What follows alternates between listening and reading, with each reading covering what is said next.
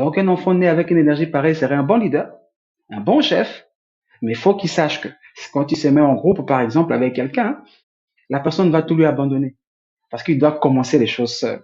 Il doit déclencher les choses seul. Il est le visionnaire. Donc, une fois que c'est fait, quand il passe le premier cycle, vient le cycle de la collaboration, donc le nombre 2. Bonjour et bienvenue dans Self Upgrade. Alors aujourd'hui, nous allons parler d'un sujet qui me passionne, un sujet que j'ai recherché pendant longtemps. Je suis pas une experte, loin de là. C'est pour ça qu'aujourd'hui, en fait, j'ai fait appel à quelqu'un qui en sait beaucoup plus que moi, un expert en ça. Donc, on va parler bien sûr de la numérologie. La numérologie, qu'est-ce que c'est?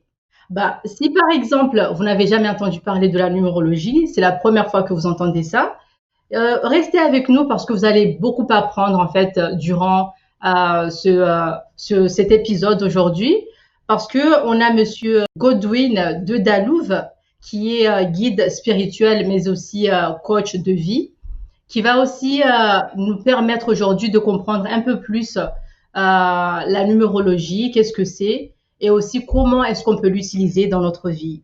Donc, tout d'abord, on va accueillir notre guest, notre invité, Monsieur Godwin de Dalouve. Bonjour Godwin, comment Bonjour allez-vous Aïda, aujourd'hui? je rends grâce à Dieu, je me porte très bien et vous? Je vais très bien. Déjà, merci beaucoup. Merci d'avoir accepté cette invitation. Ça fait vraiment plaisir. Parce que comme je l'ai dit, en fait, j'ai mentionné la numérologie quelques fois dans le podcast, mais sans vraiment aller en profondeur. Parce que même moi, en fait, comme je l'ai dit, j'en sais pas trop, mais en fait, j'utilise le peu que je connais. Du coup, aujourd'hui, franchement, c'est vraiment une chance, une bénédiction de vous avoir ici avec nous pour nous en dire un peu plus. Donc, pour commencer, est-ce que vous pouvez bien nous dire qui vous êtes et ce que vous faites? Alors, je me représente à nouveau, je suis Godwin de Dalouve, à l'état civil, donc on complète Makoundou, mon nom de famille, de nationalité congolaise, mais résident à cheval entre la Côte d'Ivoire et le Bénin. Je suis coach de vie et guide spirituel. Et euh, dans les sciences spirituelles que je maîtrise, il y a entre autres la numérologie, une science qui me permet d'aider les gens à découvrir leur mission de vie, à découvrir le métier qui leur correspond le mieux, à faire surtout un choix judicieux de leur partenaire de vie. Donc c'est une science exacte parmi tant d'autres, comme l'angiologie, comme la cartomancie, comme la géomancie, qui permettent en réalité de lire sur l'espace et le temps et pouvoir prédire les saisons. Voilà un peu plus ou moins ce on peut avoir avec moi et entre autres ce qu'on peut avoir avec la numérologie. C'est super. Donc, je suis sûre que beaucoup des personnes en fait qui vont regarder cet épisode ou qui vont l'écouter, euh, lorsqu'on parle de l'astrologie, c'est un sujet assez connu. Même si c'est quelque chose qu'on n'utilise pas forcément, les gens savent ce que c'est. Mais la numérologie, ça a l'air un peu mystique. Donc, est-ce que vous pouvez essayer en fait de définir ou alors d'expliquer ce que c'est d'abord? D'accord. L'univers existe avec des saisons. On a la saison de l'automne, de l'hiver, printemps et l'été. Tout est une question de saison. Et les saisons sont compartimentées par l'espace-temps. Et l'espace-temps est compté par un processus ou une science qu'on appelle la science des nombres. Et nous faisons tous les mathématiques à l'école. Nous savons compter de 1 jusqu'à 9, jusqu'à plusieurs nombres. Cependant, les nombres nous permettent d'avoir un aspect très mathématique, donc très physique, que nous apprenons à l'école. Mais les nombres nous apprennent aussi l'aspect mystique, qui vous permet d'interroger l'invisible. Et cette façon d'utiliser les nombres s'appelle Hmm. des mathématiques théosophiques, c'est-à-dire calcul théosophique. C'est une science exacte. Et ce Hmm. qui nous permet donc d'interagir avec des forces invisibles que certains appelleront des divinités, d'autres appelleront des entités. D'accord? Parce que la science Hmm. métaphysique dit ce qui est en bas est comme ce qui est en haut. Ce qui est en bas est une pâle imitation de ce qui est en haut. Donc il y a Hmm. des sciences exactes qui nous permettent de maîtriser exactement comment voir des correspondances, vu ce qu'on a en bas, qu'est-ce que cela signifie dans l'invisible. Et à partir de là, on fait une corrélation, on fait une correspondance, ce qui permet donc de faire une interprétation claire des énergies en présence. Donc, la numérologie, c'est juste des mathématiques, Mm. mais des mathématiques spirituelles qu'on appelle de la théosophie, tout simplement. J'explique un peu. Par exemple, en mathématiques simples, D'accord. quand on dira 1 plus 1, on dira est égal à 2. Mais en théosophie, on peut vous dire que 1 plus 1 est égal à 3. Parce que quand deux entités fusionnent, ça génère forcément une troisième entité. Quand un homme et une femme fusionnent, ça génère une troisième personne. Donc, le yin et le yang, le plus et le moins. Donc, voilà un peu, déjà, quelqu'un à l'école, de façon pratique, de façon physique, on te dit 1 plus 1, tu diras 2. Mais un métaphysicien te dira que non, quand deux énergies fusionnent, Mhm. ça génère une troisième énergie. Donc, en réalité, 1 plus 1 est égal à 3. Dès qu'on s'élève un peu, ça devient, on se dit que oui, c'est logique. Parce que, Mhm. je vais aller un peu plus loin. Quand deux, trois personnes s'associent, leurs énergies fusionnent. Ça crée une troisième énergie qu'on appelle souvent égrégore. Chers aux chrétiens qui se retrouvent, quand ils sont ensemble, ça génère un égrégore et cet égrégore-là se nourrit de leur énergie et cet égrégore-là leur résout leurs problèmes. Donc c'est pour dire que chaque nombre qui s'associe, ça génère une énergie. Mais ça, c'est des mathématiques théosophiques. On appelle ça Mhm. calcul théosophique. Donc voilà un peu la différence. Si nous parlons de numérologie, certes, mais je vais aborder un tout petit peu l'astrologie. L'astrologie, c'est aussi une science exacte qui vous dit que à telle heure, à telle période, les étoiles étaient alignées de telle façon. Donc, soit on fait de l'astronomie, donc on étudie les Mhm. étoiles de façon physique, soit on fait de l'astrologie, on étudie les étoiles de leur façon mystique, parce que chaque étoile, chaque planète est vivante et un être vivant derrière et qui interagit avec nous. Ça, c'est l'astrologie. Il ne faut pas confondre avec l'horoscope, qui reste un business commercial pour faire plaisir aux gens. Donc, vous êtes né un jour, vous êtes né une heure, vous êtes né un mois. Quand on calcule tout ça, ça nous donne une carte.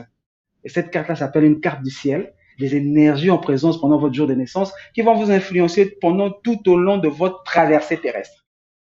Donc ça, c'est par exemple l'astrologie. Mais bon, vu que le sujet, c'est la numérologie, revenez à la numérologie.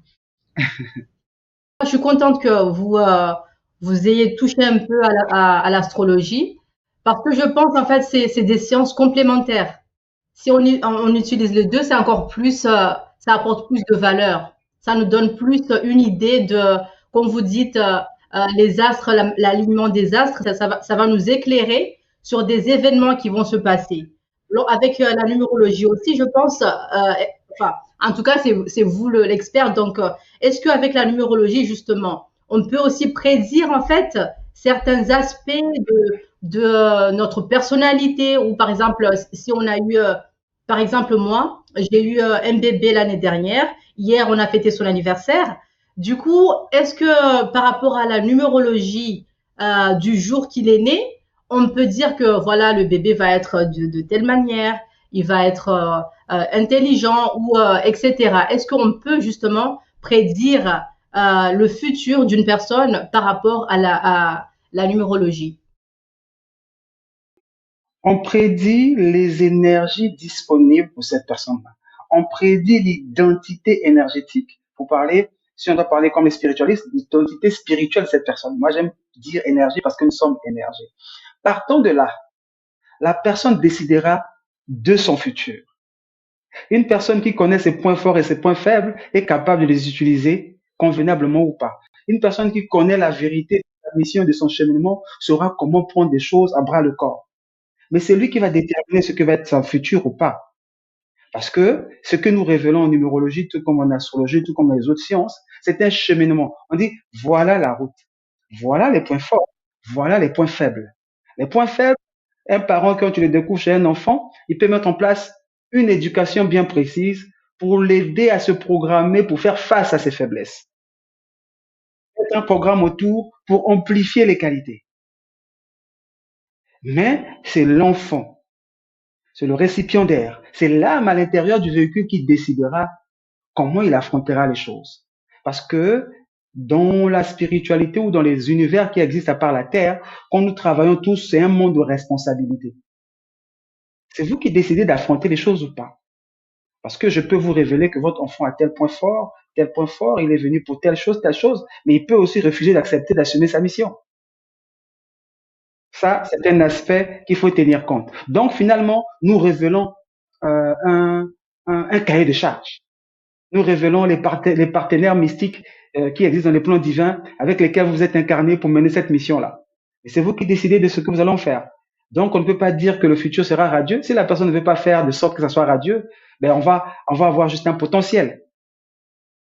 On va dire, waouh, les fleurs sont là, il pouvait faire ci, mais malheureusement, il a cédé à ses faiblesses. L'alcool, la cigarette, le sexe, l'impatience, la colère, l'orgueil, la gourmandise, la luxure. Ça fait partie des faiblesses qui existent, qui guettent chacun de nous. Donc, on peut vous révéler vos points forts et vous allez refuser d'affronter. Tout comme on peut vous révéler, et s'il y a une bonne programmation autour de vous, une bonne éducation, ça vous permet de faire face et puis vous exploser. Voilà. Il y a le libre arbitre en fait. On est là, on peut suivre en fait le destin ou pas. Donc en gros, comme vous le dites, avec la numérologie comme l'astrologie, il y a le potentiel, donc les énergies qui sont apportées par les nombres, les chiffres en fait, et on peut utiliser cette énergie pour faire, pour accomplir sa mission sur Terre ou pas. C'est bien ça? Exactement. Et parce que l'action et le sens de la responsabilité dépendent de tout et chacun. Vous voyez, on peut vous révéler que vous êtes né pour guider les gens. Moi, j'ai eu la révélation très tôt, depuis 2013. Mais j'ai commencé à travailler à peine 2 ans, 3 ans. J'ai rejeté ça longtemps parce que je voulais faire ma musique. Bon, il y a des âmes qui sont nées tellement pour vraiment guider les gens. Oui, oui, j'étais musicien pendant 15 ans. Je jouais dans les grands hôtels et j'étais très bien payé. J'étais très bien payé jusqu'à ce que on arrive à la Covid et un après-midi, parce que je pouvais plus jouer parce que on pouvait pas se mélanger, et je faisais une sieste dans ma chambre. Et les guides sont venus me voir et depuis nous te demandons d'aider les autres à trouver leur chemin, tu refuses. Ben écoute, on va tout bloquer. Et j'ai vécu le blackout total pendant au moins 6 mois, jusqu'à ce que je prenne un document, je fasse un visuel, je dis coach, tu deviens guide spirituel, j'ai commencé à partager. C'est à partir de là que j'ai commencé à revivre. Donc, il y a des âmes tellement le monde angélique, le monde divin ne veulent pas que tu passes à côté parce que tu fais partie d'un carrefour qui va aider les autres à se retrouver. Si tu ne te réveilles pas, tu es une grosse perte parce que tu es quelqu'un qui doit permettre à plusieurs de se réveiller. Donc ce genre de personnes en général sont un peu plus regardants, c'est-à-dire ils vont se démerder pour vraiment créer des circonstances, des situations pour que cette personne-là reste sur son chemin. Mais pour d'autres en général qui n'ont pour responsabilité que leur propre personne, on est moins dur avec eux. Donc en général, s'il ne veut pas, ben, il peut passer vraiment à côté. Donc c'est pour dire que il y a certains qui sont dans certaines situations où les divinités vont être très très contraignantes. C'est-à-dire ils vont créer des circonstances pour t'amener. Et si tu ne veux pas, on peut te désincarner. Je connais des gens comme ça. C'est-à-dire on a fait désincarner parce qu'on estimait que il ne fait pas ce pourquoi il est venu. Hmm. Ce sont des réalités. Ce sont des réalités. Et c'est des choses que je gère au quotidien. Oui. Ce sont des Wow. réalités. Oui, oui, ce sont des réalités. Donc, chacun a son cahier de charge. Et quand on te révèle ton cahier de charge, Hmm. libre à toi de l'assumer ou pas aussi. Mais il y a des règles et chaque action crée une réaction. Donc, il faut s'attendre forcément à des conséquences. Donc, ça, c'est Hmm. l'aspect responsabilité de tout ce qui est cheminement spirituel. Ok. En fait, lorsque vous parliez là de votre éveil spirituel, ça m'a fait penser à moi parce que, en fait, moi, avant de commencer le podcast, avant même d'accepter, en fait, le fait qu'il fallait que je me développe spirituellement, je travaillais dans une grosse compagnie, je gagnais ma vie tranquille avec mon mari, on était là à l'aise. Mais en fait, il y avait une petite voix qui me poussait vers faire des recherches sur la spiritualité. Je faisais les recherches, en fait, je lisais juste pour me développer, pour que voilà, pour avoir la connaissance.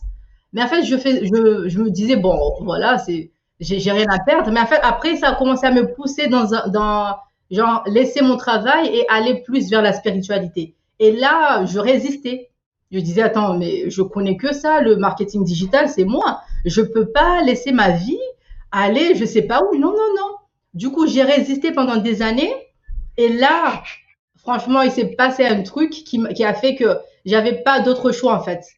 Il fallait déjà que j'aille à l'intérieur de moi, en fait, pour comprendre pourquoi est-ce il y avait, en fait, c'était pas une envie, parce que moi, personnellement, mon âme me poussait dans ce sens-là, genre vers me développer spirituellement, mais moi, j'avais ma vie, je me voyais plus euh, monter dans le Voilà. corporate, aller avoir mes promotions, mais c'était pas ça. J'étais pas ici pour ça. Donc, il fallait que je tombe. Lorsque Le doute, je suis le tombée, doute. ça m'a fait mal, mais C'est ça. donc ça m'a plongée comment on dit, la nuit C'est sombre de c'est- l'âme. c'est- Voilà, la nuit sombre de l'âme. Je pense que dans la spiritualité, c'est comme ça que vous appelez ça. Du coup, ça a fait que voilà, il fallait que j'aille au fond de moi pour comprendre et écouter ce que les guides avaient à dire. Et c'est ce qui m'a mené en fait vers ce chemin, le podcast. Génial, génial, Ça fait génial, partie génial. de ça. Donc, merci d'avoir partagé votre expérience aussi. Ça, ça, montre, ça montre que voilà, il n'y a pas, enfin, parce que lorsqu'on traverse, en fait, lorsqu'on est dans on commence notre cheminement, on se sent seul, on se dit, attends, qu'est-ce que je vais faire? Je vois personne autour de moi qui vit la même chose que moi. Donc, on essaye de continuer dans le chemin qu'on connaît, dans lequel on est plus à l'aise.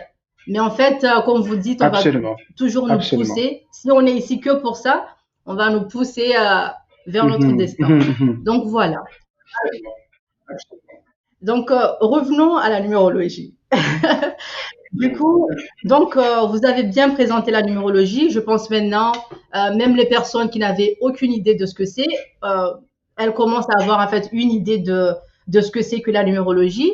Mais en fait, dans la numérologie, chaque chiffre, comme vous l'avez dit, je pense que vous avez mentionné ça, vient avec une énergie. Donc, est-ce que vous pouvez nous dire en fait rapidement ce que représente chaque chiffre de 1 à 9? Après aussi, si vous pouvez nous parler.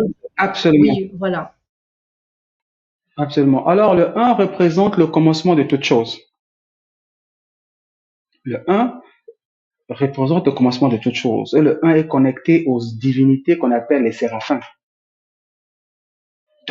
Donc vous placez un ou vous débutez quelque chose, vous voulez faire quelque chose, il faut savoir que vous êtes dans une énergie une qui représente le début de toute chose. Au commencement était la volonté. Au commencement était la vision. Donc, tout enfant, par exemple, qui naîtra avec une énergie pareille, ça sert à rien qu'il attende quelqu'un avant de se lancer. Ça ne sert à rien. C'est un leader naturel. Mais il faut qu'il commence des choses avant que les autres ne l'accompagnent. Et en général, cette énergie-là exprime aussi le fait qu'on ne voit rien. Rien n'est visible encore. C'est un potentiel, de façon concrète. Donc, un enfant né avec une énergie pareille serait un bon leader, un bon chef, mais il faut qu'il sache que quand il se met en groupe, par exemple, avec quelqu'un, la personne va tout lui abandonner parce qu'il doit commencer les choses seul. Il doit déclencher les choses seul. Il est le visionnaire. Donc, une fois que c'est fait, quand il passe le premier cycle, vient le cycle de la collaboration, donc le nombre 2. À partir de là, les gens peuvent l'accompagner. Quelqu'un qui a un nombre 2 en cheminement de vie, en énergie, c'est quelqu'un, donc le 2 exprime la dualité, la jumélité, la jumelléité, le yin et le yang. C'est une personne qui est née pour collaborer, pour partager, pour, pour faire en sorte de créer des situations, des circonstances qui permettent aux autres de trouver leur chemin. C'est-à-dire, je les aide à ce que ça marche pour eux, moi je suis heureux. C'est des personnes qui seront les bons deuxièmes dans un gouvernement, seront les bons deuxièmes dans une entreprise. Mais ne leur demandez pas de se mettre en avant. Alors une personne pareille, par exemple, qui a une énergie de 2, qui va oser vouloir se mettre en avant, il se crée des difficultés tout seul parce que toute son énergie, toutes les divinités avec lui disent que nous, on veut se mettre au service de quelqu'un. Une personne qui a une énergie pareille, par exemple, c'est une personne qui doit travailler des capacités à distinguer quel est le bon leader pour lui. Parce qu'il est fait pour être derrière un leader. Pour que le leader ne manipule pas et ne joue pas avec sa capacité de collaboration. 3. 3, c'est une énergie de communication. Nous parlons, nous échangeons, nous nous interconnectons. Mais c'est connecté aux divinités qu'on appelle les seigneurs du karma. Un enfant né avec une énergie pareille doit être un enfant qui doit faire très attention à son verbe. C'est un enfant qui doit être aligné dans ces 3 dimensions. le mental, l'émotion, le physique. Ça fait 3 dimensions. La trinité, ça fait 3. Donc, c'est un enfant, s'il dit quelque chose qui est contraire à ce qu'il pense, qu'il s'attende à ce que tout lui tombe dessus. Qu'il s'attende à ce que les seigneurs du karma s'occupent de lui. C'est une réalité. Énergie 4. 4, ça fait un pilier. Quand on dépose 4 pierres, ça fait l'équilibre. On peut déposer n'importe quoi dessus. Quand on construit une maison, la fondation est toujours carrée. Donc, l'assise. Et c'est un nombre. Si quelqu'un naît sous cette énergie-là, c'est quelqu'un qui est né pour grandir. C'est quelqu'un qui est né pour s'élever. C'est quelqu'un qui est né pour être quelqu'un dans la société. Mais, vu que c'est un carré, vu que c'est un 4, c'est une personne qui devra travailler dur par ses propres efforts pour atteindre le sommet. Ne pas attendre l'aide des gens. Parce que c'est une personne, justement, quand elle va demander de l'aide, les autres vont percevoir en lui une énergie de quelqu'un qui a déjà. Il y a des gens comme ça dans votre entourage. Vous voyez en lui qui dégage une énergie de charisme. Vous sentez que c'est un boss. Mais il n'a pas encore ça dans la poche. Donc quand il demande même de l'aide, tout le monde le regarde de travers. Qu'est-ce qu'il fait celui-là? Il se fout de qui? Il faut qu'il arrête de demander de l'aide parce qu'une âme pour être puissante, c'est une âme qui n'aime pas de l'aide. C'est une âme qui dit je veux réussir par moi-même. Et le comble, ceux qui ont l'énergie 4 ont intérêt à être généreux. Parce qu'un puissant qui a les moyens, il est généreux. Parce que la divinité derrière, il demande. Partage, je continue à te donner et tu deviens puissant.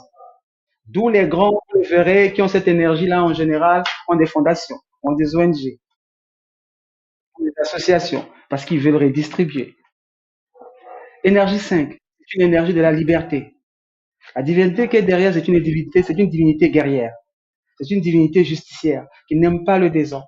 Un enfant qui est né avec cette énergie-là, c'est un enfant qui doit être carré. Il faut le discipliner. Parce que c'est une énergie très dynamique. Il va avoir de la bougeotte. Il est tout le temps en mouvement. Il va adorer les voyages. Il va adorer parce qu'il va détester l'ennui. Mais c'est aussi son piège. Parce qu'on ne se construit pas en étant tout le temps en mouvement. Donc du coup, un enfant pareil, il faudra l'aider déjà à développer la discipline et à faire une seule chose à la fois. Parce qu'il aura tendance à aller dans tous les sens. D'accord? Ça, c'est ma fille, hein. Je vous coupe pas, mais c'est ma fille. Elle est exactement tout ce que vous avez dit. J'avais l'impression que vous étiez en train de la décrire. Elle est exactement comme ça. Voilà. Donc, cheminement de vie 6. On va dire l'énergie 6. Donc, en fait, j'associe en même temps, j'explique le nombre et je le mets dans les situations réelles de vie. 6 est connecté à l'énergie du soleil. Donc, un enfant né avec une énergie 6, c'est quelqu'un qui va vouloir apporter l'harmonie autour de lui, naturellement. C'est insupportable pour lui de ne pas avoir l'harmonie là où il est. C'est quelqu'un qui va être très, très généreux en termes de lumière. Donc, quand il est là, vous le voyez parce que c'est solaire. Le seul problème avec une personne comme ça, ceux qui ne supportent pas la lumière vont l'en vouloir tout le temps. Et il y a des gens comme ça, ils sont là, je comprends pas, tout le monde m'attaque, tout le monde m'en veut, mais qu'est-ce que je fais? Tout simplement parce que tu ne te connais pas. Et c'est une énergie de la responsabilité portée vers la famille. Une personne qui a une énergie pareille, donc du 6, aura tendance à développer un côté très poussé dans la spiritualité, mais un côté très poussé dans la matière. Il va trouver une synthèse. C'est souvent des personnes équilibrées. D'accord? Et c'est dans les divinités qu'on appelle les vertus. Donc ça, c'est par exemple devant quelqu'un qui a juste un nombre de vie 6. Voilà tout ce qu'on le peut révéler. Et je sais que ce que je vous développe, c'est écrit nulle part. Parce que quand vous partez sur Internet, ils racontent plein de trucs qui n'ont ni tête ni queue. Bon. Moi-même, parfois, je regarde, je regarde, je dis, mais qu'est-ce qu'il raconte? Voilà, je dis, mais qu'est-ce qu'il raconte cela? Et il y a l'énergie 7. Quelqu'un qui pénètre l'énergie 7 ou qui est né avec l'énergie 7, philosophe, réflexion, analytique. D'accord? Mais il est connecté à des divinités de la beauté.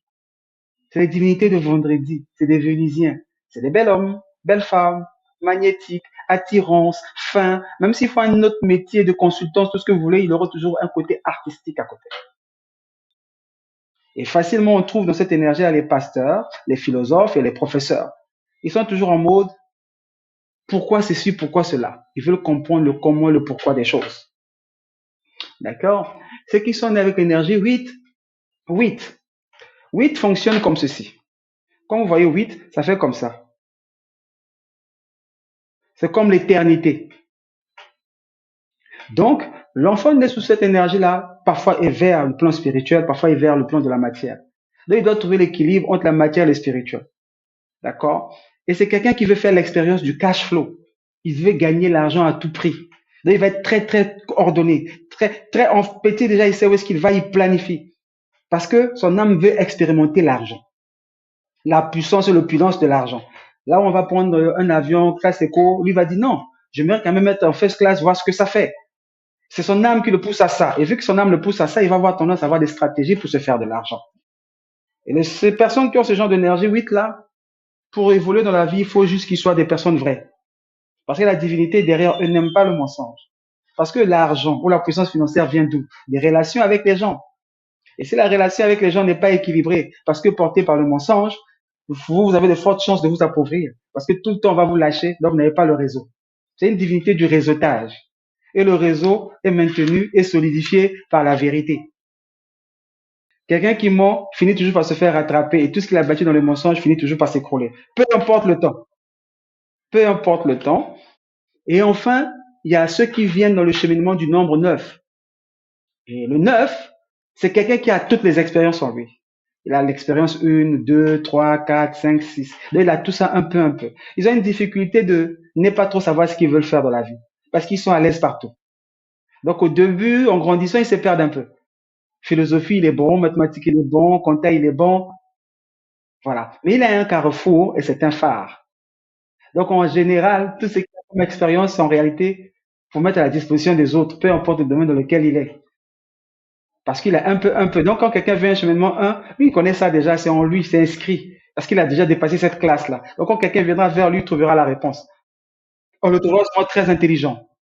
Donc, tant qu'il ne va pas se concentrer sur sa pierre angulaire, par là, il aura plusieurs talents.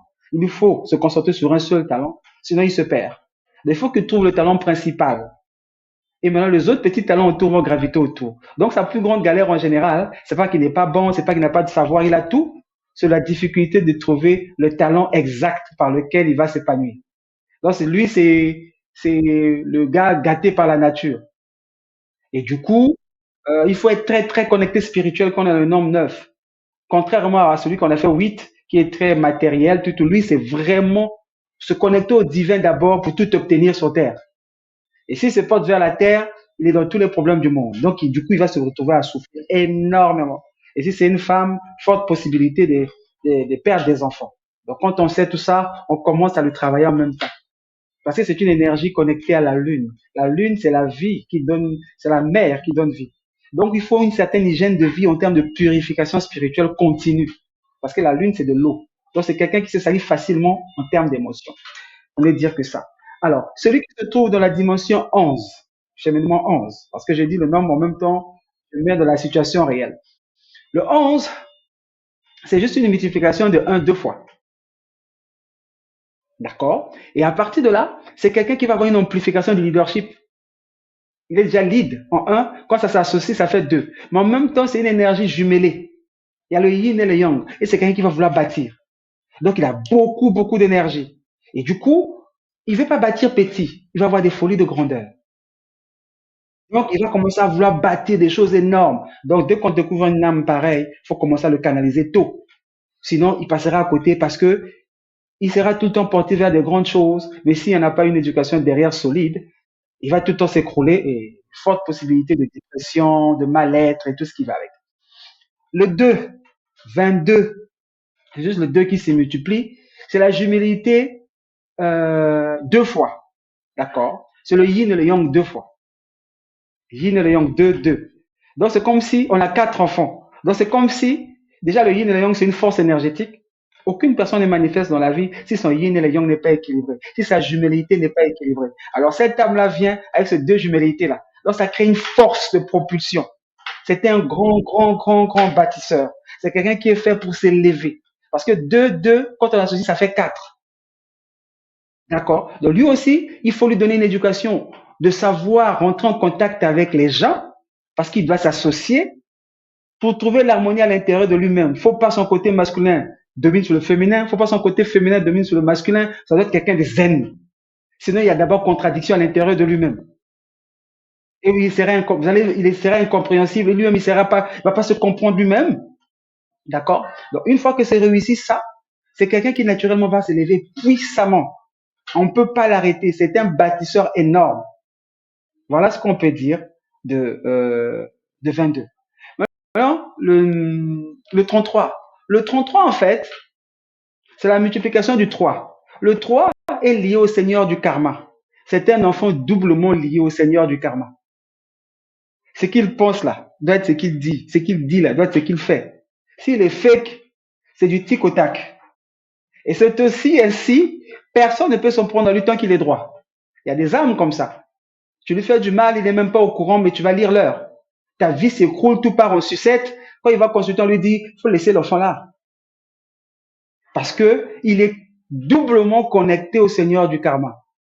D'accord? Donc, il est, et, avec cette énergie-là, c'est quelqu'un qui manifeste en deux, trois. Ce qu'il pense, ce qu'il dit et ce qu'il fait se manifeste en deux, trois. Donc, facilement, les entités négatives prennent contrôle de lui et commencent à manifester la négativité. D'accord? Et quand on associe les trois, trois, c'est une énergie du soleil. Donc, c'est quelqu'un qui a la loi divine, doublement, et qui exprime le soleil. D'accord? Donc, voilà un peu ce qu'on peut dire du 33. Voilà un peu ce que je peux dire du 1, 2, 3, 4, 5, 6. Donc, j'expliquais, je donnais en même temps l'énergie et j'expliquais en même temps la réalité de la vie de tous les jours. Voilà, je pense que j'ai répondu à plusieurs questions simultanément. Ce sont des sciences en fait qu'on va pas nous apprendre à l'école. Ils vont pas nous dire bon, toi par exemple tu es un 2, donc tu dois travailler sur ci ou tu dois travailler sur ça. Ils vont pas nous dire ça. Mais en fait c'est à nous d'aller faire ces recherches, de trouver les bonnes personnes comme par exemple Godwin ici pour nous aider parce que on pense tous qu'on se connaît. Voilà, je me connais mieux que personne d'autre.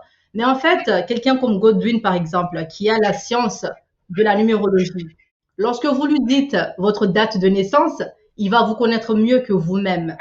Donc en fait, c'est pour ça que il faut vraiment en fait que les gens sortent de cette cage. On nous a dit bon, il y a des sciences occultes, donc ne cherchez même pas à savoir ce que c'est.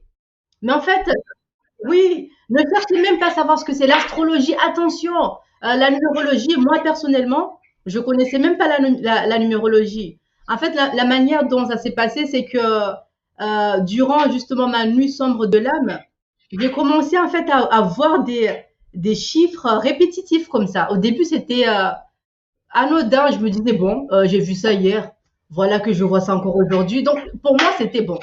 Je me disais, voilà, c'est juste une coïncidence. Après, ça devenait de plus en plus récurrent. Donc, ça revenait, ça revenait, je me suis dit, attends, mais c'est bizarre là. C'est bizarre. Hier, j'ai vu 11-11. Voilà que je revois encore 11-11. Après, en fait, des choses comme ça, je regarde l'heure, il est 1h11. Mais qu'est-ce qui se passe? C'est quoi ça? Après, c'est là que j'ai commencé à me poser des questions. Est-ce il y a une signification derrière ce que je vois? Donc, je suis allée sur Google. Et là, comme vous le dites, il y avait plein d'informations, plein de trucs. Et je comprenais pas grand-chose, en fait. J'ai compris que les, euh, les anges, les guides ou nos ancêtres essayent, en fait, de nous transmettre un message. Mais en fait, par rapport... donc, quand je voyais 11-11, par exemple, j'allais sur Google, j'essayais de voir ce que c'est. Mais comme vous dites, ils mettent tellement de choses, en fait. Donc, vous avez du mal à vous dire, attends, ça veut dire, ok, peut-être que c'est ça mon message. C'est difficile.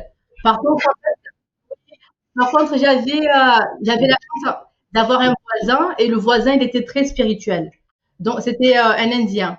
Du coup, une fois, en fait, je parlais de ça. J'ai dit, je parlais à sa femme, en fait. Je lui dis, je vois tout le temps des chiffres répétitifs. Des fois, c'est des maîtres nombres parce que sur Google, ils m'ont dit que lorsque c'est un chiffre qui se répète deux fois, par exemple, le 33, le 22, le 11, c'est des maîtres nombres. Donc, je lui ai dit, voilà, je vois ça. Et lui m'a dit, bon, il y a des messages derrière. Et il m'a aidé, en fait, à comprendre les messages qu'il fallait que je comprenne, en fait, par rapport aux chiffres, en fait, répétitifs que je voyais. Donc, je pense qu'il est vraiment essentiel qu'on se décoince, en fait, qu'on sorte de cette cage. Parce qu'encore une fois, parce que vous avez parlé tout à l'heure comment ça s'appelle encore? Le chemin de vie. Donc, le chemin de vie, est-ce qu'on peut revenir dessus? Parce que euh, je pense pour quelqu'un en fait qui est nouveau à la numérologie, ils vont pas comprendre ce que c'est. Donc, est-ce que vous pouvez expliquer ce que c'est et aussi en fait comment est-ce qu'on peut calculer son propre chemin de vie? Alors, un chemin de vie, c'est le circuit que l'âme a choisi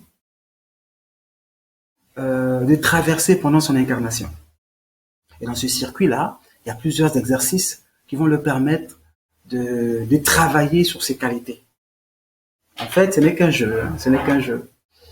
Et il y a des sciences qui nous permettent justement de pouvoir mettre en lumière de quoi sera fait ce cheminement. Et c'est ça qu'on appelle un chemin de vie. Donc, c'est pas figé. Le chemin de vie, on vous le montre. On vous dit, voilà comment sera la route. Mais comment vous allez vivre ce chemin de vie-là, ça dépend de vous et de votre responsabilité. Là, par exemple, j'ai un problème avec une jeune dame qui m'a écrit du tôt et ne connaît pas sa date de naissance, ne connaît pas ni son père ni sa mère. C'est hyper complexe. Oui. Donc, sans sa date de naissance, déjà, il y a la difficulté de pouvoir mettre en place un profil qui lui permet de telle route, telle route. Malgré quand même ça,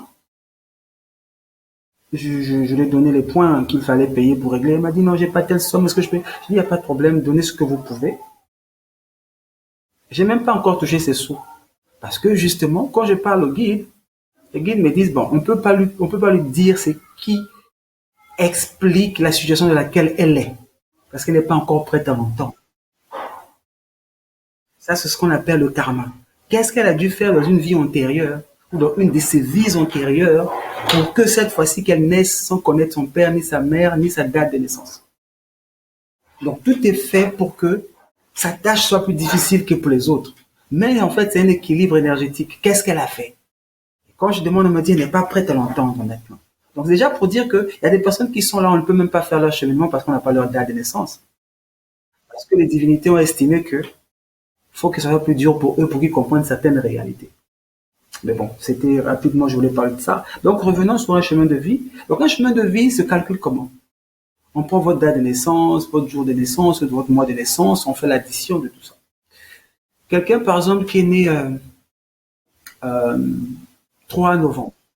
3, novembre, c'est 11e mois, d'accord? On va faire 3 novembre 2025. 3 novembre 2025. Donc, ça fait 3 plus 11. Le 11, on va faire 1 plus 1. Donc, 3 plus 1 plus 1 plus 2 plus 0 plus 2 et plus 5. On va additionner tout ça. Mais moi, je vais faire ça de façon rapide parce qu'il y a des nombres qui c'est-à-dire qui ne s'additionnent plus parce que ça donne toujours 0. Donc, si je prends le 3 plus 1, donc plus le 11e mois, ça me fait 5.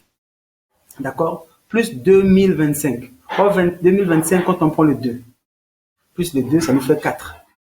Plus le 5, ça nous fait 9.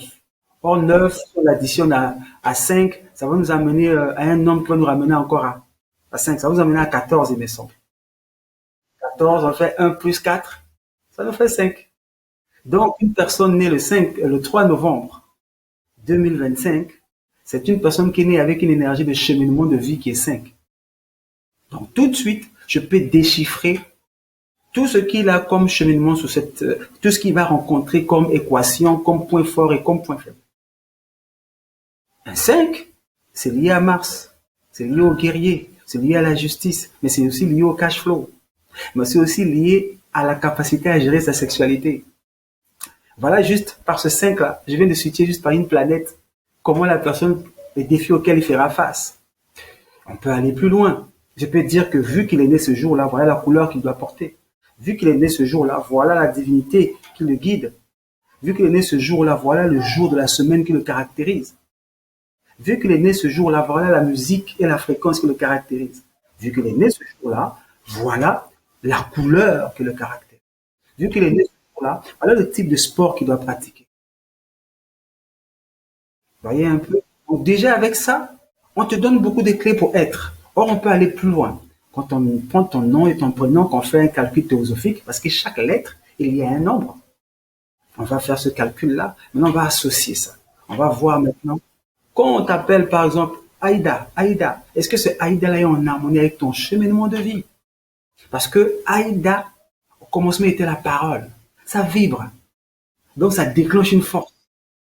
Voyez-vous, est-ce que cette force qui est déclenchée là est en harmonie avec votre énergie de chemin de vie ou c'est en disharmonie? Donc, il y a des personnes qui se trouvent en difficulté parce que le nom n'est pas en harmonie avec le chemin que leur âme, avec lequel leur âme est née.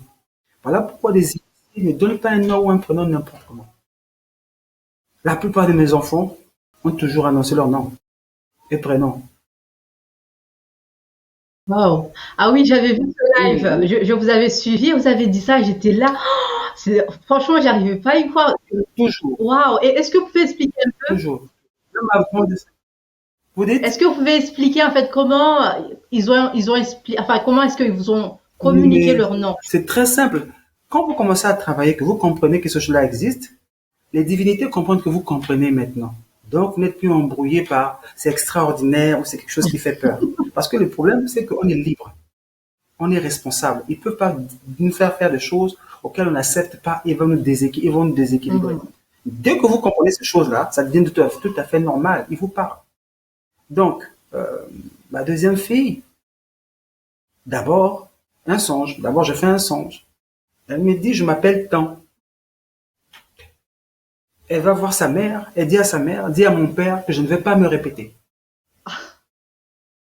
Elle n'a pas dit le prénom à sa mère, elle dit juste à sa mère, dis à mon père que je ne vais pas me répéter. Hmm. Et pourtant, elle n'était même pas encore fécondée. Waouh.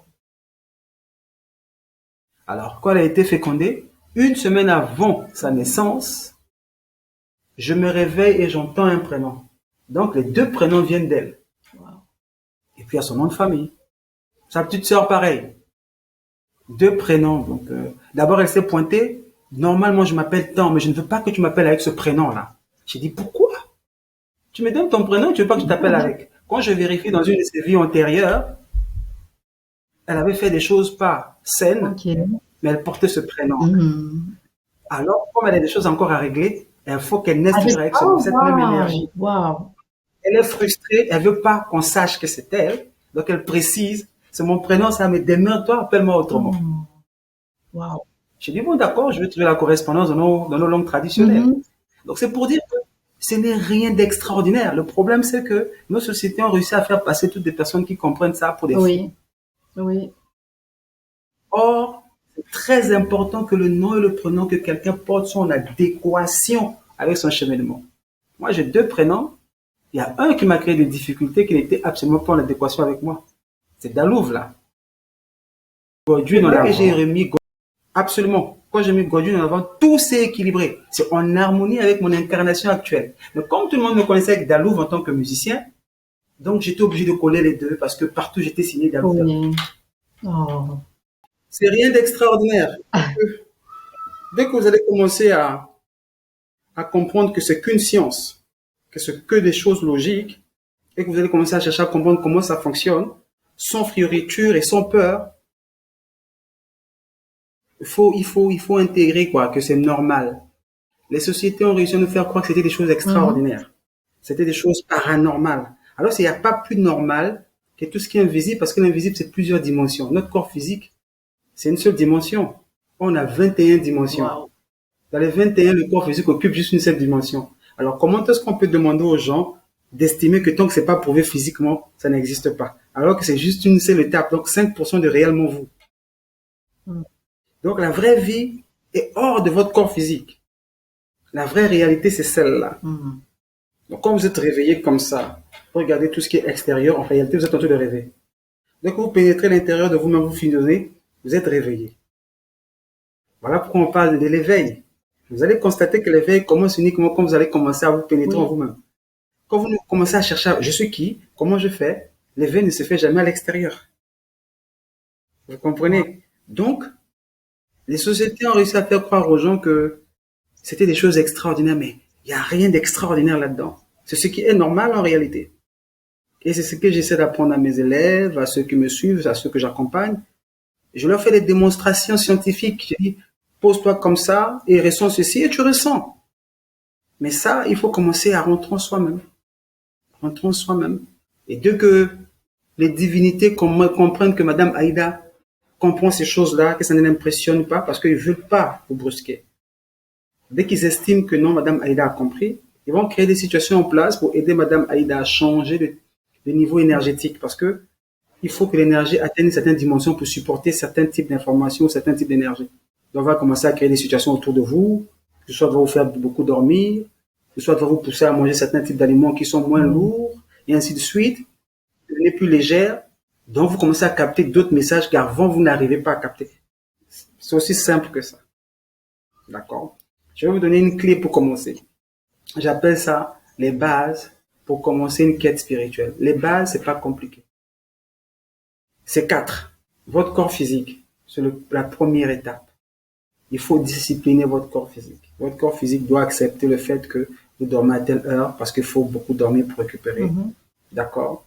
Votre corps physique a besoin de sport pour lui imposer une rigueur et une discipline. Parce que votre corps physique accepte facilement les habitudes, encore plus des mauvaises habitudes.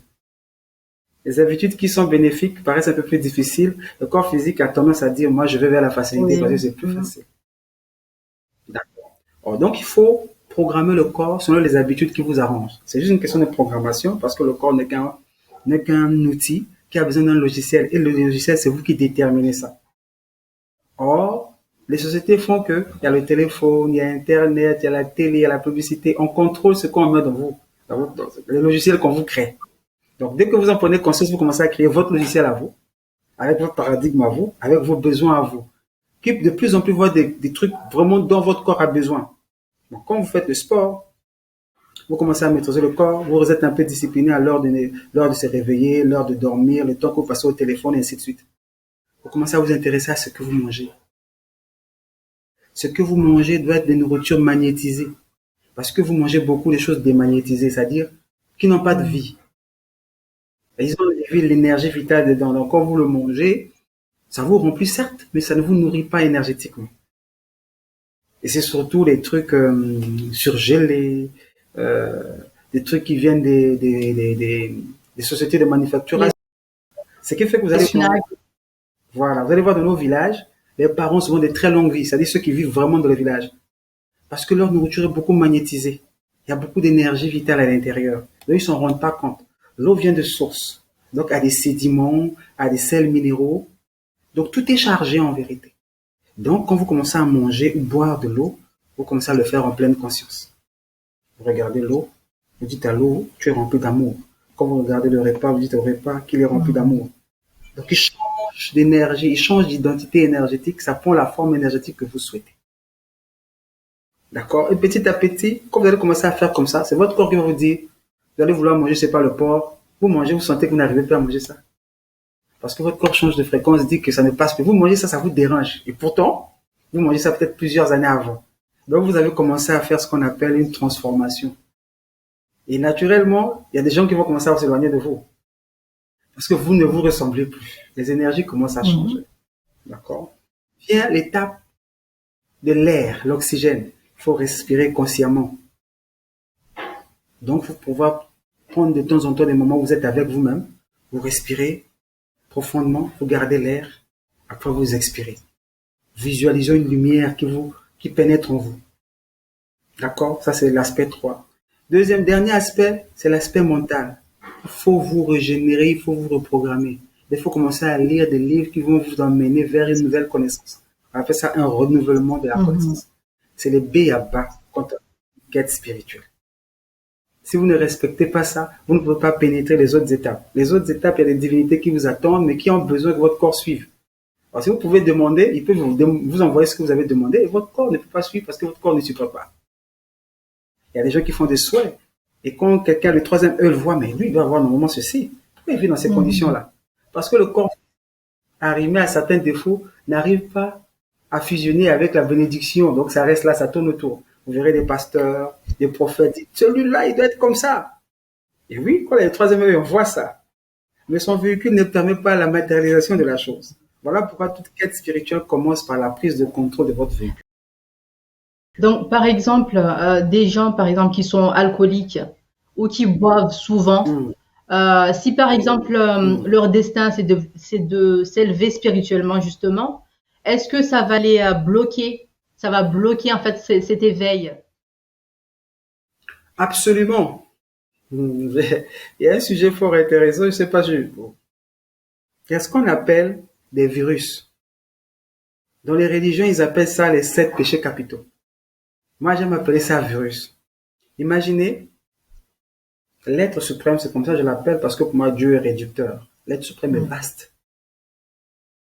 Donc, l'être suprême, imaginez que c'est l'unité centrale principale.